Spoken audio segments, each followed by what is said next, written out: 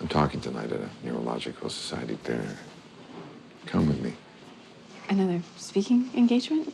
So romantic. You used to love coming to those things with me. We had fun together. No, you had fun. They weren't about us, they were about you.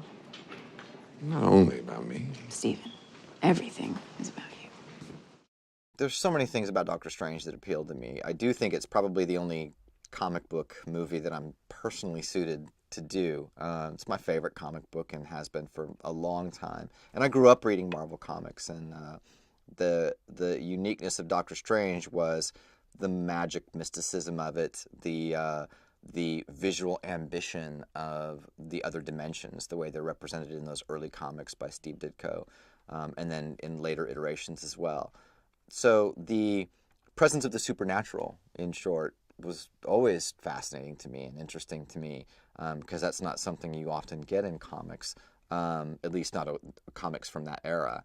But also then the character of Stephen Strange. I just always had a certain identification with it. This character who was sort of lonely and had gone through a gauntlet of suffering, and that suffering resulted in transformation, which was ultimately for the good, for him and for the world.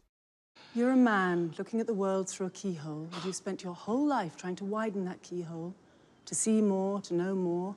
And now, on hearing that it can be widened in ways you can't imagine, you reject the possibility. No, I reject it because I do not believe in fairy tales about chakras or energy or the power of belief.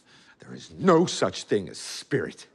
I don't think there's anyone who could have done better in the role than Benedict, and it's for three reasons. Number one, his raw talent as an actor. There are very few actors that can give you as many interesting choices in any given scene as Benedict. He is a first-class actor all the way.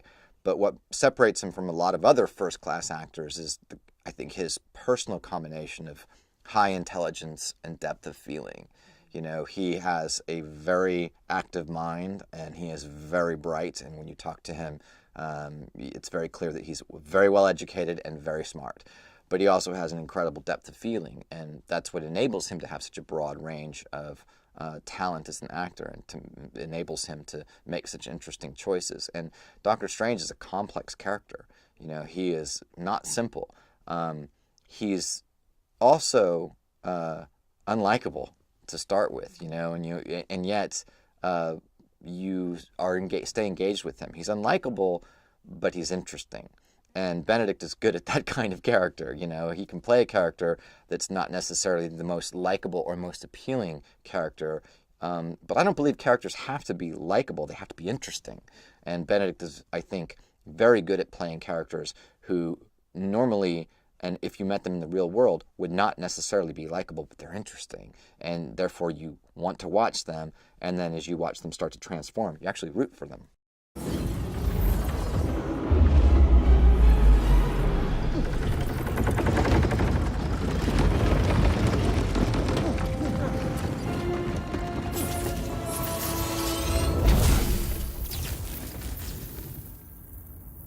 I hope that people get a strong sense of both the fresh and the familiar.